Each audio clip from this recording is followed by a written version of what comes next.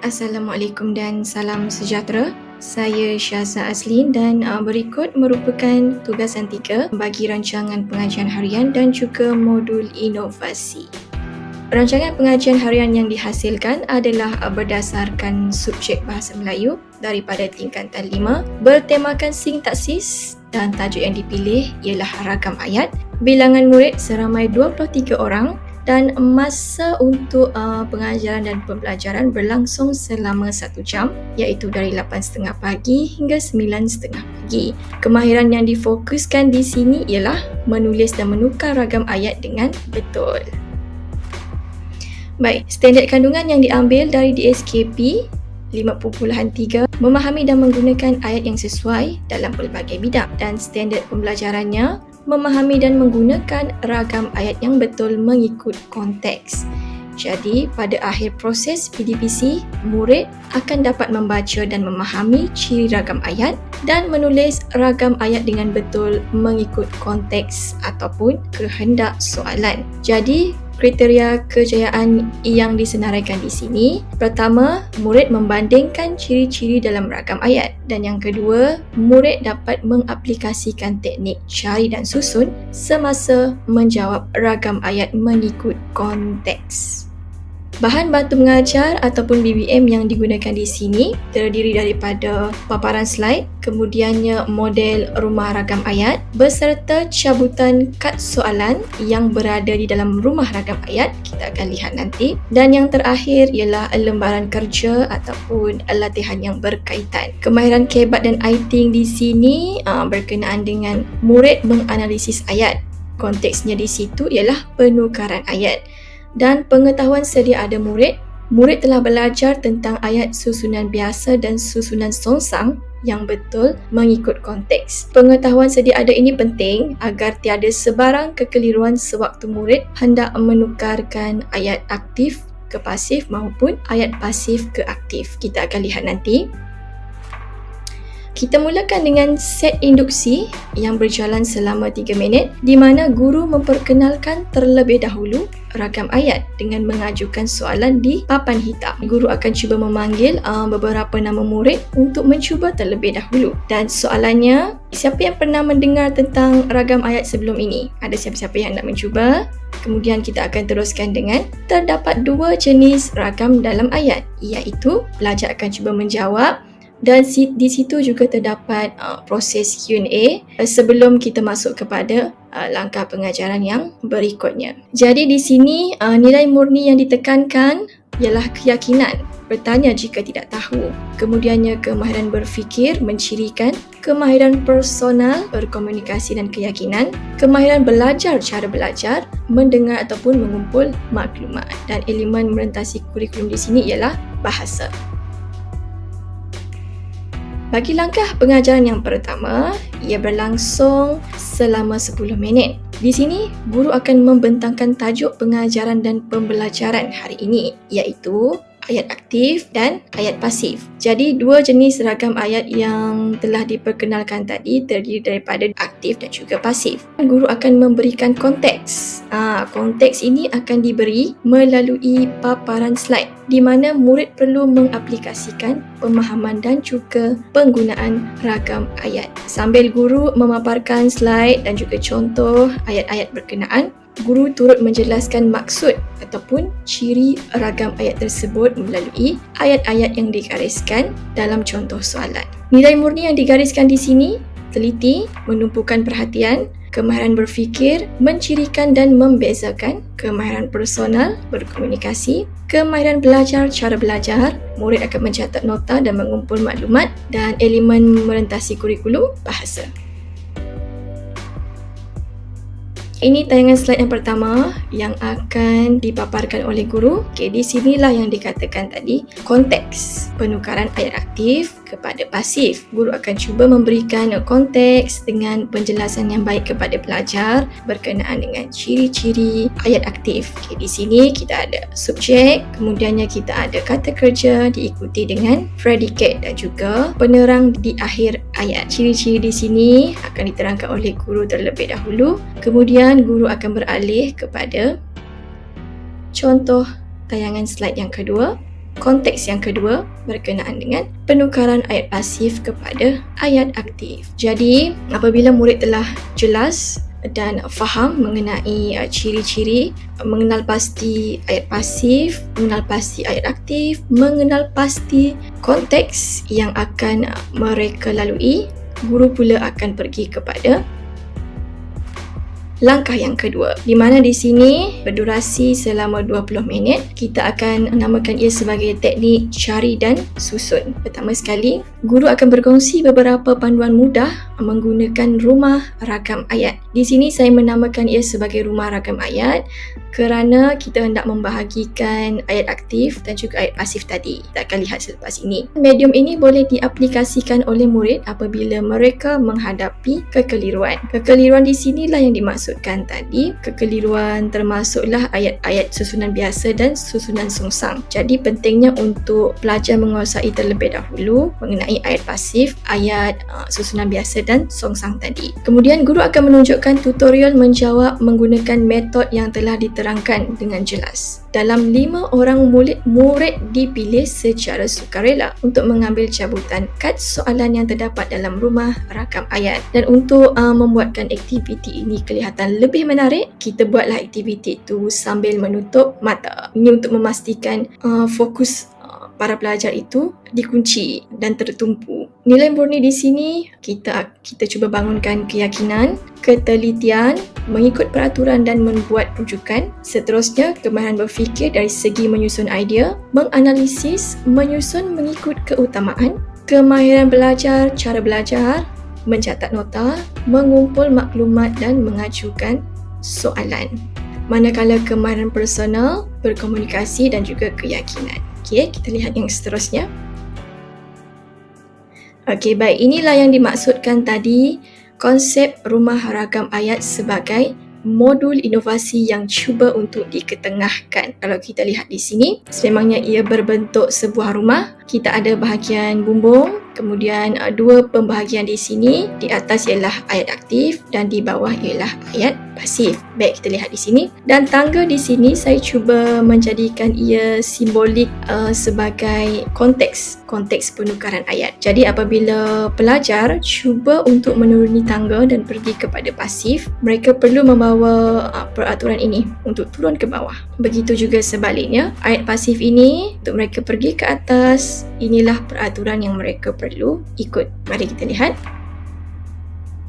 bagaimana aktiviti ini akan dijalankan.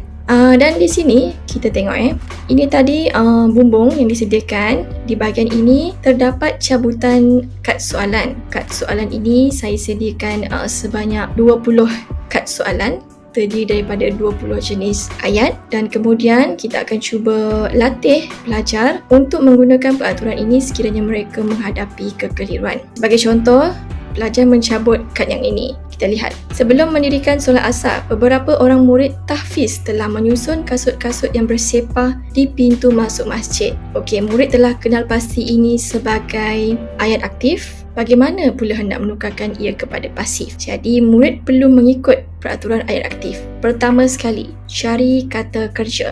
Sebelum ini memang para pelajar akan keliru. Bagaimana hendak memulakan ayat ini? Kita ambil dari ini ke, dari kasut-kasut ke, ataupun dari ayat penerang ke? Tiada idea. Jadi, wujudnya peraturan ini sangat membantu pelajar untuk menghasilkan penukaran ayat dengan jawapan yang betul dan tepat. Pertama sekali, cari kata kerja. Kata kerja di sini kita ada mendirikan, tapi ini dia terdiri daripada ayat penerang. Tak sesuai. Pergi pula kepada ini, kita jumpa menyusun. Menyusun di sini kata kerja. Yang kedua, mulakan dengan kata selepas kata kerja. Menyusun. Selepas menyusun ialah kasut-kasut. Okey, baik. Murid dah ada idea. Kita mulakan ayat dengan kasut-kasut. Kasut-kasut yang bersepah di pintu masjid. Dah ada idea untuk subjek dalam ayat pasif. Kita lihat. Yang ketiga, tahu subjek orang pertama, kedua atau ketiga. Okey, subjeknya di sini ialah beberapa orang murid tahfiz. Semestinya orang yang ketiga. Apabila ia orang yang ketiga, kita boleh wujudkan kehadiran oleh dan di. Dia akan jadi Kasut-kasut yang bersepah di pintu masuk masjid telah disusun oleh beberapa orang murid tahfiz sebelum mendirikan solat asar. Murid dapat hasilkan jawapan yang betul dan tepat. Kita lihat bagaimana penukaran ayat pasif kepada ayat aktif. Di sini kita ambil ini. Okey, kad yang berwarna oranye ini. Tugas sebagai urus setia kem kepimpinan pelajar di Merang sedang kami jalankan. Di sini dapat pelajar kenal pasti ini merupakan ayat pasif. Terlihat bahagian ayat pasif. Okey, pertama sekali kita akan cari oleh. Alamak, macam mana nak cari oleh? Oleh tiada di sini. Terlihat lagi nombor 2. Mulakan dengan kata selepas oleh. Oleh masih tiada di sini. Okey, kita pergi kepada langkah yang ketiga. Bagi orang pertama dan kedua, cari kata bantu. Kami di sini merupakan orang jamak yang pertama. Okey, pelajar dah jumpa. Kami. Mulakan dengan kata selepas kata bantu. Alamak, kata bantu tu apa ya? Okey, kata bantu. Sebelum ini kita memang perlu jelaskan kepada pelajar. Kata bantu terdiri daripada kata bantu aspek dan juga ragam. Dan aspek merupakan kata bantu yang terdiri daripada masa. Sedang di sini ialah kata bantu yang dimaksudkan. Pelajar dah tahu kata bantu tadi. Mulakan dengan kata selepas kata bantu. Okey, kami. Tukarkan kepada aktif. Dia secara tidak langsungnya pelajar akan dapat mengaitkan terus apabila sudah mempunyai subjek dalam ayat aktif. Jadi dia akan berbunyi, kami sedang menjalankan tugas sebagai urus setia kem kepimpinan pelajar di Merang. Begitu. Mula-mula dia akan nampak dahulu kekeliruan, tapi bila kita ikut peraturan, murid senang untuk mengaitkan secara tidak langsung daripada subjek kepada kata kerja kepada predikat. Okey, modul inovasi ini memang khusus untuk membantu para pelajar yang masih lemah terhadap penukaran daripada ataupun dalam konteks ragam ayat ini. Kita cuba lihat. Yang seterusnya, apabila sudah cukup bilangan pelajar yang mencuba tadi permainan dalam rumah ragam ayat, kita akan teruskan dengan langkah yang ketiga selama 15 minit. Guru akan mengedarkan lembaran kerja berkaitan dengan ragam ayat, iaitu menukarkan ayat aktif kepada ayat pasif dan menukarkan ayat pasif kepada aktif bersama catatan nota sampingan di bahagian bawah latihan. Yang ini saya akan tunjukkan selepas ini. Murid diberikan masa 10 ke 15 minit untuk menjawab soalan. Guru akan bergerak dari meja ke meja untuk melihat progres jawapan pelajar dan menyemak setiap jawapan. Setiap kesalahan yang terkumpul ini, guru akan terangkan di hadapan kelas. Catatan di sini, nilai murni yang diketengahkan ialah mengikut peraturan, teliti, bertanya jika tidak tahu, kemahiran berfikir, menganalisis, menyusun mengikut keutamaan. Kemahiran belajar cara belajar, mencatat nota, mengumpul maklumat, mengaplikasi, kemahiran personal, berkomunikasi dan keyakinan. Langkah yang ketiga ini teruskan. Okey, ini merupakan contoh lembaran kerja ataupun lembaran latihan yang dihasilkan. Okey, penukaran ayat aktif kepada ayat pasif. Dan di sinilah yang dimaksudkan tadi, guru menyediakan bahagian nota sampingan untuk memastikan pelajar membuat nota. Jadi, ruang yang disediakan untuk murid membuat peta dakap. Kita simbolkan tadi menjadi maklumat yang mencukupi dalam peta dakap. Sebagai penutup, kita mengambil masa selama 5 minit. Guru bersama murid akan mengulang semula cara penukaran ayat yang perlu diingati dengan menggunakan peta dakap. Peta dakap yang dimaksudkan di sini, guru akan cuba sampaikan pada papan hitam. Murid digalakkan untuk melukis peta dakap pada bahagian nota sampingan yang telah disediakan di bahagian bawah lembaran kerja tadi. Dan, bahagian yang paling penting, guru akan bertanya kepada murid sama ada murid faham atau tidak sepanjang kelas berkaitan ragam ayat dijalankan. Soalannya, adakah semua ayat pasif wajib dihadiri dengan oleh dan di? Ini yang melibatkan subjek pertama, kedua dan ketiga tadi. Mengapa ada ayat pasif yang tiada kehadiran oleh dan di? Kita nak pastikan murid mesti nampak bahagian ini. Kemudiannya, guru memberikan refleksi tentang topik pembelajaran pada hari tersebut. Rancangan pengajaran telah berjaya dilaksanakan dengan sedikit pengubahsuaian daripada bahan bantu mengajar maujud yang disediakan. Yang dimaksudkan di sini tadi ialah konsep rumah ragam ayat. Murid-murid didapati memberi maklum malas yang memberangsangkan mungkin kesan daripada aktiviti cari dan susun berdasarkan rumah ragam ayat yang perlu diikut serta. Murid-murid juga dilihat yakin mencuba walaupun mereka sedikit keliru pada awalnya. Sehubungan itu, sebahagian aktiviti PDP ini dia perlu diulang semula kerana terdapat di sini sepatutnya terdapat lebih kurang 7 orang. Bukan 3 orang masih mencuba untuk menguasai objektif dengan baik. Kekuatan di sini saya fokuskan pada bahagian bahan bantu mengajar di mana kita lihat penggunaan BBM iaitu tayangan slide terhadap situasi sebenar soalan yang akan menguji pemahaman murid dalam peperiksaan. Dia berkesan untuk mendorong rasa ingin tahu dan meningkatkan lagi tahap perhatian murid pada topik pembelajaran pada masa tersebut. Kemudian penggunaan bahan bantu mengajar yang berbentuk separuh board game di langkah yang kedua tadi akan membantu murid untuk meningkatkan daya ingatan mereka kerana mereka dikehendaki untuk mengingati cara ataupun peraturan dalam memastikan jawapan mereka tidak tersasar. Lembaran kerja sebagai latihan pengukuhan tadi, dia akan menguji sejauh mana pemahaman dan keupayaan murid untuk memberikan jawapan yang tepat setelah mereka melalui aktiviti di langkah yang kedua. Di sini juga terdapat kekurangan yang saya cuba maksudkan di sini ialah dari segi masa. Kalau kita lihat tadi, masa yang diperuntukkan dalam pengajaran dan pembelajaran tidak begitu mengizinkan kerana ramai sebenarnya murid yang hendak mencuba aktiviti cabutan kad soalan dan mempersembahkan jawapan mereka di papan hitam. Walau bagaimanapun, guru hanya menghadkan kepada 5 orang sahaja.